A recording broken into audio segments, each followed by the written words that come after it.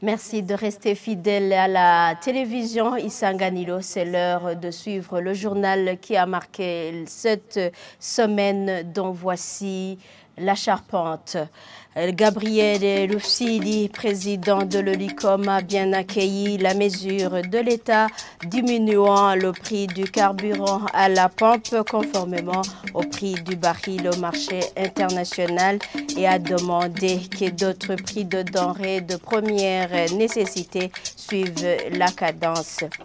La question des fonctionnaires de l'État qui ont été renvoyés à la retraite était à l'ordre du jour lors de la réunion de ce mardi entre le ministre de la fonction publique et la représentation syndicale du Burundi. Notre confrère Evariste Ndikobanyanga y était présent. À plus de détails pour nous. En page agriculture, le ministre Prosper Dodiko trouve qu'il est impératif de changer de stratégie afin d'augmenter la production agricole. Les détails au cours de ce journal. Voilà pour l'essentiel. Les détails dans quelques instants. Bienvenue.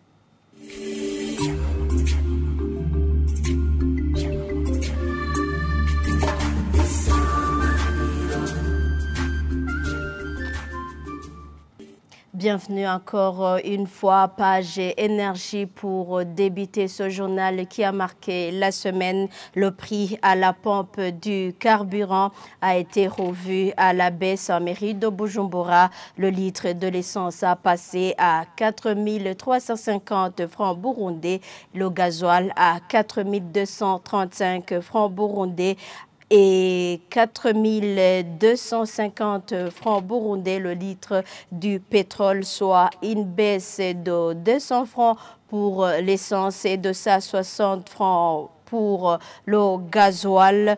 Ces prix ont été rendus publics par le ministre de l'Énergie, Ibrahim Ouidzeye. Le litre de l'essence coûtait 4 550, celui du gasoil 4 395 et celui du pétrole qui était à 4 150 a passé à 4 250, soit une hausse de 100 francs bout. Le ministre Ouidzeye précise que cette situation est motivée par la baisse du prix du baril et du gasoil sur le marché international. L'Observatoire de lutte contre la corruption et les malversations économiques a bien accueilli cette mesure gouvernementale de revoir à la baisse les prix du carburant conformément à la baisse de ces prix sur le marché international. Gabriel Rufsili, président de cette organisation, a proposé que d'autres mesures suivent, notamment le prix du ticket de transport ainsi que d'autres prix de denrées de première nécessité qui ne cessent de grimper à chaque fois que le prix du carburant monte. Suivez. Nous remercions le gouvernement du Burundi d'avoir pensé à revoir à la baisse 200 francs par litre d'essence ou de gasoil, ce qui est vraiment une bonne chose. D'où cette culture de considérer les points de vue du citoyen devait être pérenne parce que, comme vous le savez, on n'était pas habitué à ce genre de décision. D'où nous félicitons le gouvernement d'avoir pensé à cela. Sauf que faut d'un côté que le gouvernement pense à revoir à baisse les prix de certains produits, de certains services, comme le service de transport. Ici, nous savons qu'une fois que le prix à la pompe est revu à la hausse, le gouvernement pense toujours, en collaboration avec les transporteurs, de revoir à la hausse les prix du ticket de transport, que ce soit en ville ou à l'intérieur du pays. D'où ils doivent se concerter encore, donc les transporteurs et le gouvernement, ont envie de revoir le prix du ticket de transport, mais aussi sur d'autres produits. Le gouvernement doit tout faire pour que les autres produits et services qui ont été revus à la hausse, quand le gouvernement a revu à la hausse le prix du carburant, il faut vraiment songer à les voir à la baisse, mais aussi les citoyens en général doivent suivre ce mouvement parce que c'est un mouvement qui met à l'honneur les citoyens en général. Poursuivons ce journal qui a marqué la semaine. La question des fonctionnaires et de l'État récemment renvoyés à la retraite est l'une des préoccupations qui hantent la représentation syndicale du Burundi dans une réunion de ce mardi avec le ministre de la fonction publique. Les représentants des syndicats ont mis l'accent sur les décisions prises en violation de la loi. Le ministre de la fonction publique, Venuste Muyabaga, a tranquillisé. Pour lui, l'important est de mettre en avant le dialogue. Reportage Évariste Nzikobanyang. Dans cette réunion avec le ministre de la fonction publique, la principale préoccupation des représentants des syndicats est en rapport avec les fonctionnaires de l'État récemment renvoyés en retraite. Marie Boukourou, ancienne présidente du syndicat SNTS, veut savoir si ces derniers seront concernés par la politique de dégel des annales.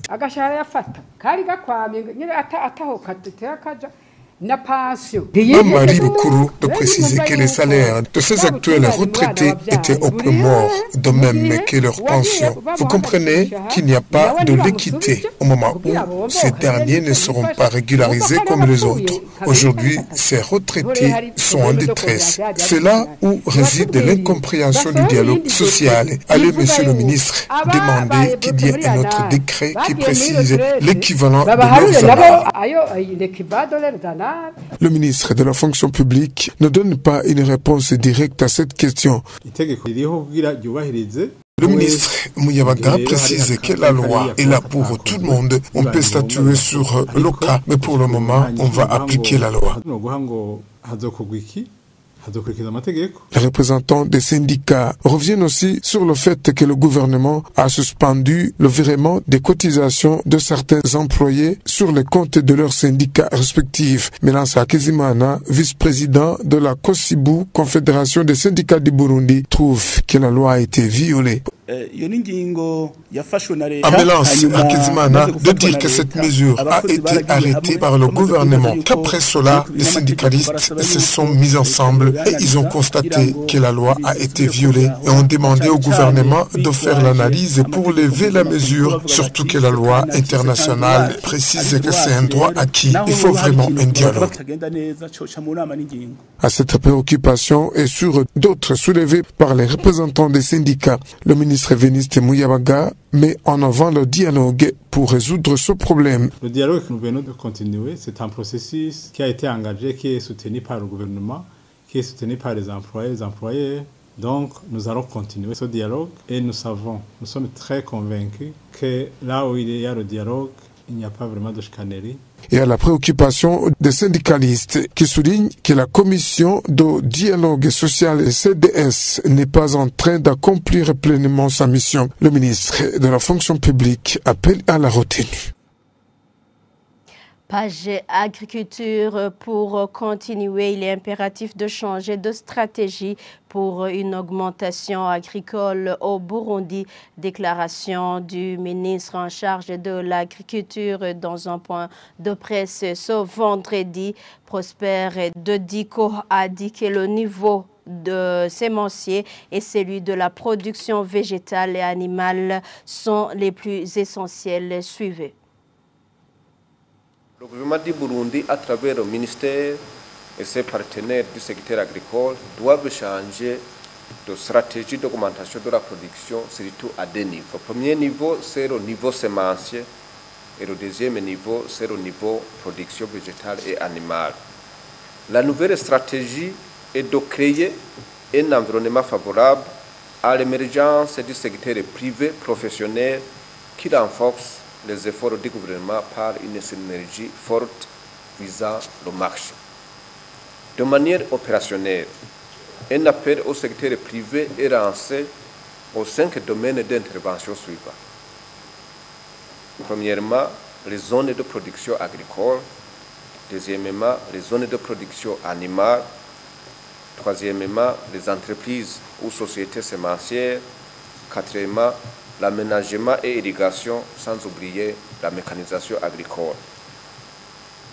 Pour les zones de production agricole, des terres domaniales de l'État, des terres domaniales ont été identifiées et seront mises à la disposition des personnes morales ou physiques engagées à devenir des professionnels et capables de remplir un minimum de critères, dont notamment fournir des preuves de capacité financière pour aménager le terrain, l'irriguer et jeter les bases d'une mécanisation agricole. Deuxièmement, être capable d'intensifier la production en utilisant un paquet technologique performant. Pour les zones de production sémencière, des centres sémenciers de l'État ont été identifiés et seront mis à la disposition des personnes morales ou physiques engagées à travailler comme entreprises sémencières, capables d'honorer la demande de l'État à fournir des semences en quantité et qualité requises à une période indiquée. Les attaques agressives des hippopotames contre la population environnant la plage de pêche de Niabougete en commune Mouha font partie des actes de l'autodéfense. C'est l'analyse faite par le professeur et expert en environnement Gaspard Nakimadi, qui a expliqué que ces espaces sont des zones tampons connues depuis longtemps comme servant d'abri à ces hippopotames. Il a dit après la mort de 4 pêcheurs tués par ces dernières dimanche matin. Suivez. Les hippopotames ont toujours été là-bas, ils savent qu'ils sont chez eux là. Et ils sont herbivores, ils ne mangent pas de la viande. Mais pourquoi ils attaquent alors les gens, les pêcheurs, les agriculteurs? Ils se sentent agressés chez eux. Ils se défendent juste pour éloigner tout intrus qui vient les déranger. Les gens qui sont là, il faut au moins qu'ils apprennent à vivre avec eux. C'est-à-dire en fait à apprendre à les éviter.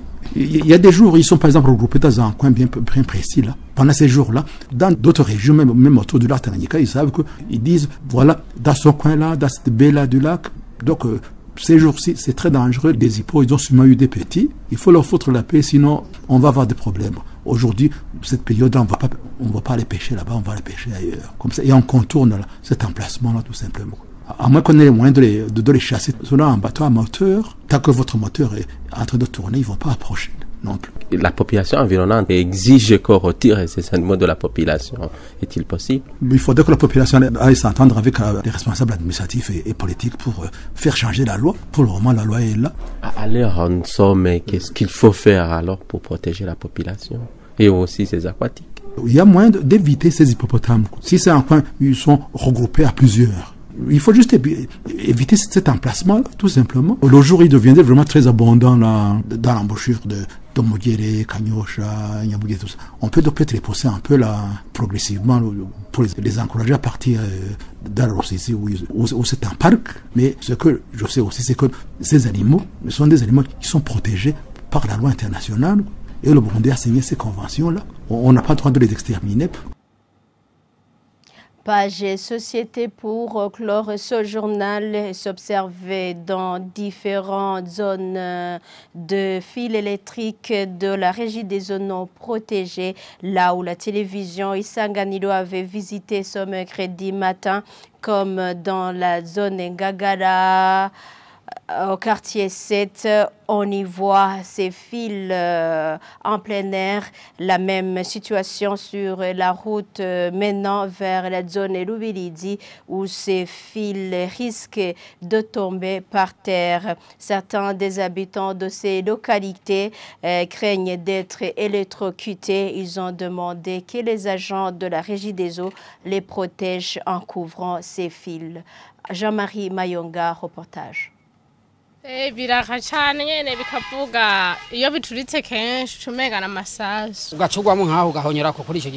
Ce sont là certains des habitants de la zone Ngagara, quartier Seti, où ils observent les fils électriques qui sont en plein air. Dans ce quartier, par observation, certains de ces fils non isolés passent dans des caniveaux, alors que dans la zone Rubirizi, les poteaux sur lesquels se trouvent ces fils sont à moins d'1 mètre de la terre. Et au niveau du transformateur, nous voyons que ces fils électriques ne sont pas aussi isolés. Ces habitants signalent qu'ils ont peur car ces fils peuvent causer des accidents. Sur la route menant vers la zone Rubirizi, ceux qui y exercent différentes activités disent que des fois il y a des étincelles provenant de ces fils et surtout quand il a plu. Que ce soit pour les habitants de la zone Ngagara ou de la zone Rubirizi, tous demandent à la Régie des eaux de tout faire pour protéger ces fils en y mettant de l'isolant en vue d'éviter les accidents. Au sein de l'administration, le chef de zone Rubirizi, Jean-Marie Nahishakié, demande lui aussi la Régie des eaux de tout faire pour protéger ces fils électriques. Les poteaux qui transportent ces fils dans la zone de Rubirizi, certains sont déjà penchés, ce qui montre qu'à tout moment, ils peuvent tomber. C'est ici que prend fin ce journal qui a marqué la semaine. Merci de l'avoir suivi. Bonne suite de nos programmes. Au revoir.